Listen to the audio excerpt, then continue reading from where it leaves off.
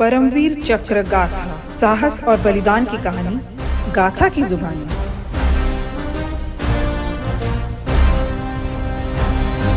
दोस्तों, इस पॉडकास्ट में हम आपको भारतीय सेना के ऐसे रणबांकुरों के बारे में बताने वाले हैं जिन्होंने भारत माता की रक्षा के लिए अपनी जान की परवाह किए बिना सीमा पर दुश्मनों से जमकर लोहा लिया। उन जांबाज सैनिकों ने अपने पराक्रम के दम पर न केवल दुश्मनों के छक्के छुड़ाए, पर उन सब हाथों को उखाड़ फेंका जो भारत माता की ओर उठे। एक सच्चा भारतीय होने के नाते हमारा ये फर्ज है कि हम उनके बारे में जानें और अपने दोस्तों को भी बताएं। सूबेदार मेजर और ऑनररी कैप्टन योगेंद्र सिंह यादव परमवीर चक्र एक ऐसा नाम है जो समर्पण, अनुशासन और बलिदान के प्रतीक के रूप में भारतीय सेना के इतिहास में अंकित है। वे 1999 के कारगिल युद्ध के दौरान अपनी असाधारण बहादुरी के लिए प्रसिद्ध हुए। आज हम उनके युद्ध नायक बनने की यात्रा के बारे में जानेंगे। ग्रेनेडियर योगेंद्र सिंह यादव 3 व 4 जुलाई 1999 की रात को टाइगर हिल पर कब्जा करने के लिए नियुक्त 18 ग्रेनेडियर्स यूनिट की घातक प्लाटून की अग्रणी टीम का हिस्सा थे। पहाड़ी की चोटी तक का रास्ता खड़ा, बर्फ से घिरा और चट्टानी था। ग्रेनेडियर योगेंद्र सिंह यादव ने जोखिम की परवाह किए बिना स्वेच्छा से नेतृत्व किया और ऊपर चढ़ने के लिए अपनी टीम की रस्सी को फिक्स किया। टीम को देखते ही दुश्मन ने ऑटोमेटिक ग्रेनेड, रॉकेट और तोपखानों से भरी और सटीक गोलीबारी शुरू कर दी, जिसमें 18 ग्रेनेडियर्स के एक अफसर और 2 सहयोगियों को वीरगति प्राप्त हुई और यूनिट का अटैक रुक गया। स्थिति की गंभीरता को समझते हुए ग्रेनेडियर यादव दुश्मन को बर्बाद करने के लिए रेंगते हुए उसके पास पहुंचे। हालांकि इस प्रक्रिया में उन्हें कई चोटें आई। अपनी चोटों की परवाह किए बिना और दुश्मन की गोलियों की बौछार के बावजूद ग्रेनेडियर यादव दुश्मन के ठिकानों की ओर चढ़ते रहे, हथगोले फेंकते हुए और अपने हथियार से लगातार गोलीबारी करते हुए उन्होंने करीबी मुकाबले में 4 दुश्मन सैनिकों को मार गिराया और ऑटोमेटिक गोलीबारी को रोक दिया। कई जानलेवा चोटों के बावजूद उन्होंने वहां से हटने से इनकार कर दिया और कार्यभार जारी रखा। उनके वीरतापूर्ण कार्य से प्रेरित होकर पलटन ने नए सिरे से दुश्मन की अन्य चौकियों पर आक्रमण किया और टाइगर हिल टॉप पर कब्जा कर लिया। ग्रेनेडियर योगेंद्र सिंह यादव ने अत्यंत विपरीत परिस्थितियों में अदम्य साहस, वीरता, धैर्य और दृढ़ संकल्प का परिचय दिया, जिसके लिए उन्हें सर्वोच्च वीरता पदक परमवीर चक्र से नवाजा गया। आपकी निष्ठा, समर्पण और पराक्रम देश को गर्वित करता है और आपके अद्भुत योगदान के लिए सलाम करता है। जय हिंद, जय Bharat. Hello friends, I am Gatha Vaibhav Dixit. Welcome to my podcast. Paramvir चक्र गाथा, साहस और बलिदान की कहानी गाथा की जुबानी। नमस्ते और हमारे पॉडकास्ट में साहस और वीरता के सच्चे अवतार सूबेदार मेजर और ऑनररी कैप्टन योगेंद्र सिंह यादव परमवीर चक्र का हार्दिक स्वागत है। सर, यह हमारा सौभाग्य है कि आज आप हमारे पॉडकास्ट के लिए आए हैं। गुड इवनिंग बेटा, गुड इवनिंग। सर, आपके प्रारंभिक जीवन के बारे में कुछ बताइए। आपको किन कठिनाइयों का सामना करना पड़ा और सेना में भर्ती होने की रुचि कैसे पैदा हुई? अब मेरा गांव औरंगाबाद है, जिला बुलंदशहर, उत्तर प्रदेश का रहने वाला हूँ। एक किसान और जवान का बेटा हूँ। पिता से 65 और 71 के युद्धों की दास्तानों को सुनकर के बड़ा हुआ हूँ। खेत और खलियानों में काम करके अपने शरीर को, मन को, मस्तिष्क को मजबूत करके बड़ा हुआ हूँ। और हम जब जो चीज सुनते हैं, देखते हैं, तो उसी तरह के हमारे मनोभाव पैदा होते हैं, वैसे ही भाव उत्पन्न होते हैं। तो पिता से जब कहानियां सुना करता था तो बोलते थे कि युद्धों के दौरान जब लड़ाइयां होती हैं तो उसमें न खाना मिलता है, न पानी मिलता है, न सोना मिलता है, चारों तरफ दोस्तों की लाशें होती हैं, लेकिन फिर भी चलना पड़ता है। तो उस परिस्थिति को फील करता था कि कितना मुश्किल वो हालात होती होंगी। लेकिन बच्चे थे तो ये सोचते थे कि क्या पिता झूठ तो नहीं बोल रहे कि बिना खाना खाए, बिना पानी पिए कैसे आदमी जिंदा रह सकता, कैसे काम कर सकता। फिर थोड़े से बड़े हुए, 6 क्लास में आए तो जब अब्दुल हमीद की कहानी को किताब में पढ़ा, उसने और ज्यादा प्रेरित किया। तो फिर लगा नहीं, मुझे इन परिस्थितियों को जीना है, देखना है। और फिर 6 क्लास से ही एक जीवन का पर्पज मिल गया कि फौज में जाना है और एक युद्ध लड़ना है। जबकि 6 क्लास में बच्चे की उम्र होती है 10-11 साल, उसको युद्ध की ABCD नहीं मालूम होती है, लेकिन फिर भी उसके मन मस्तिष्क के अंदर, मेरे मन मस्तिष्क के अंदर बस यही था कि फौज में जाना है, वर्दी पहननी है, युद्ध लड़ना। जब हम किसी चीज को आंखों से नहीं बल्कि हृदय की गहराइयों से जीने लगते हैं तो इंसान की उस जो सपने हैं जो जी रहा है उसमें परमात्मा भी शामिल होता है, क्योंकि कहते हैं कि परमात्मा जो आत्मा है वही तो परमात्मा का अंश है। अगर आपका परमात्मा आपके सपनों में शामिल हो गया तो दुनिया की कोई ताकत ऐसी नहीं है कि आपको उन सपनों को साकार होने से रोक सके। पिता बीमार हो गए, 6 क्लास में ही था, पिता बीमार हो गए, फिर दोनों भाई, हम बड़े दोनों भाई थे, खेती का काम संभाला क्योंकि वही एक आमदनी का जरिया था। तो एक ट्रायंगल में 12th तक का जीवन बीता, घर स्कूल खेत, खेत घर और स्कूल, बस इसी में इतने व्यस्त रहे, क्योंकि इसमें खेती भी करनी है, पढ़ना भी है, कमा करके जो है पिता की बीमारी में भी लगाना है, बाकी और कोई इनकम ऑफ सोर्स नहीं था।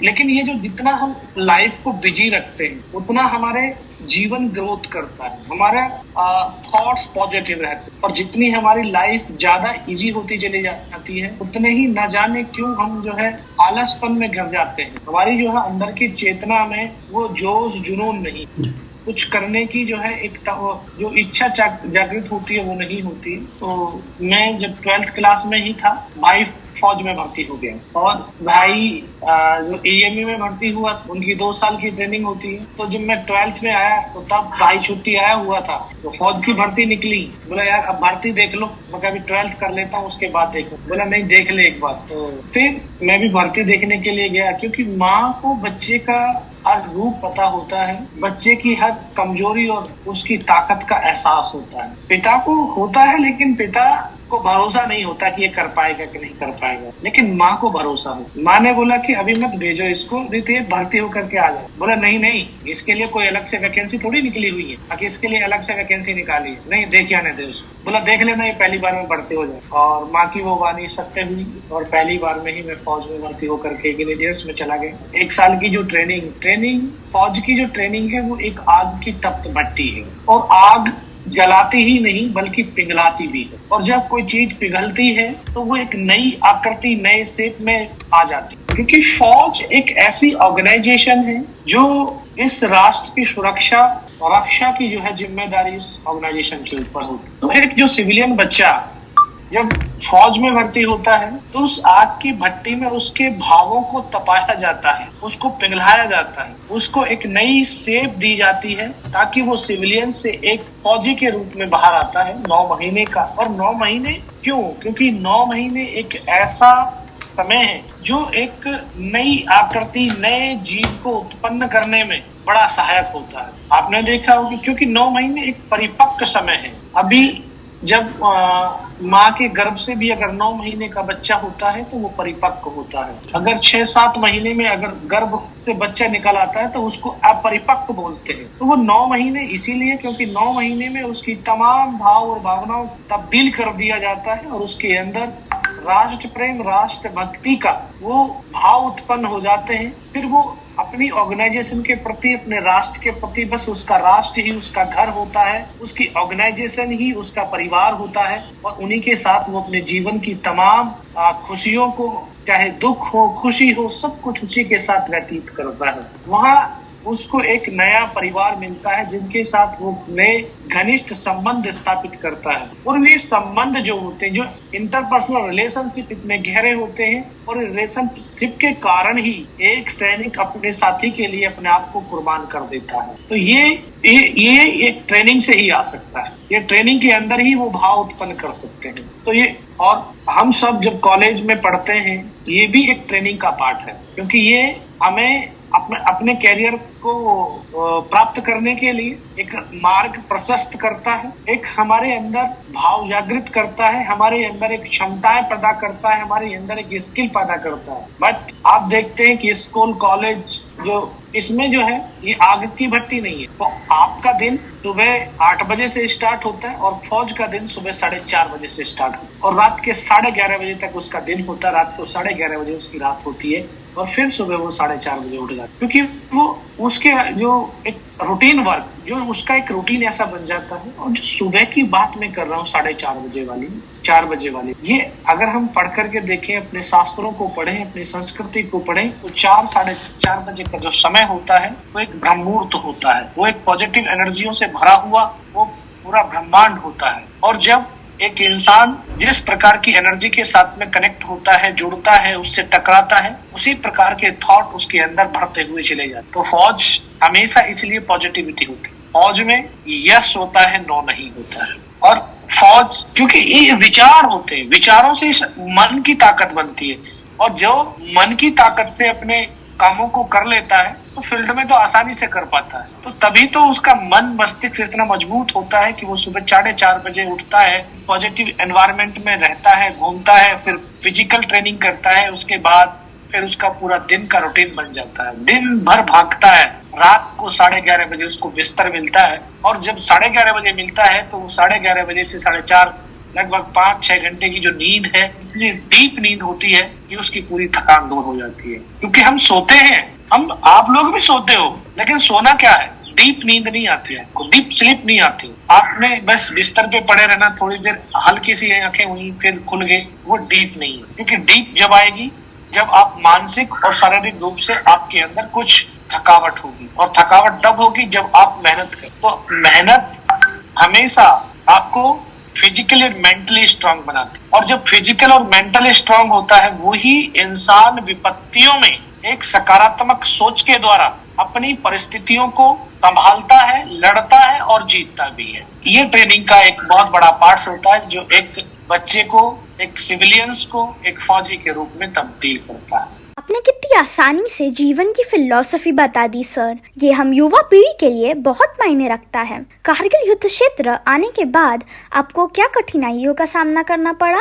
उग्रवादियों के साथ लड़ना और सीमा पर पाकिस्तानियों से परंपरागत युद्ध लड़ने में क्या अंतर है?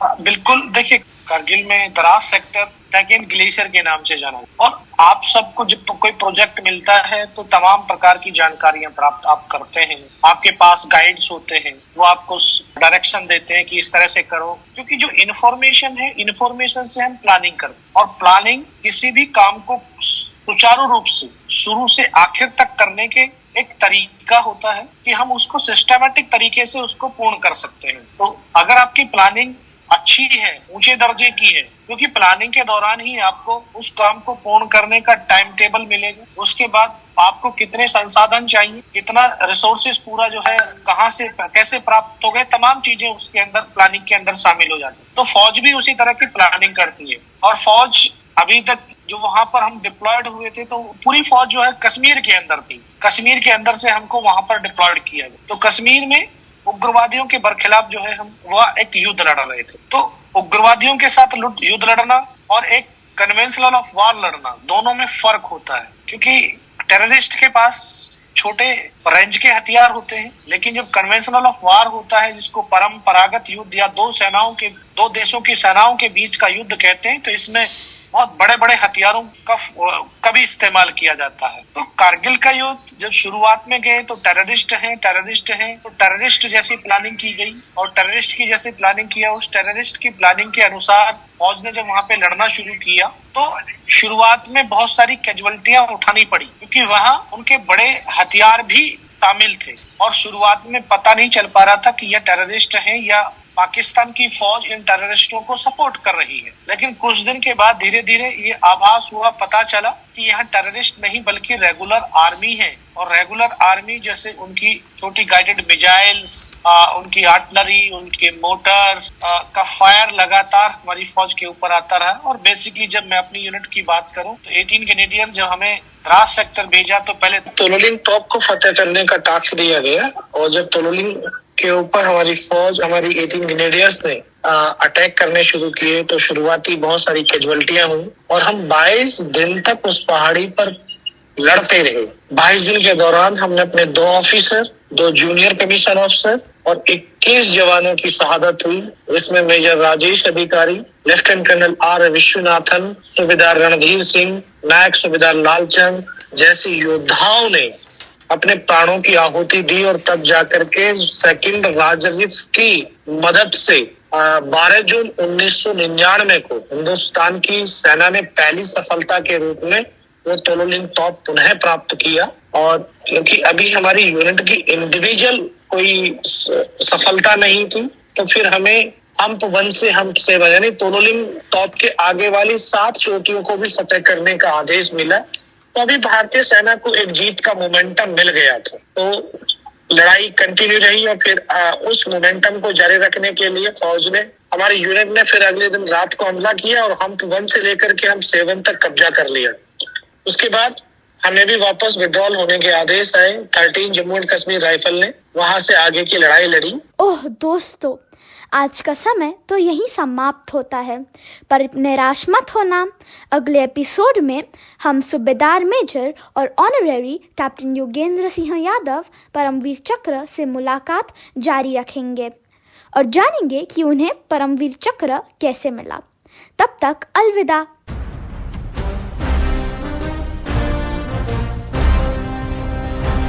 परमवीर चक्र गाथा, साहस और बलिदान की कहानी, गाथा की जुबानी।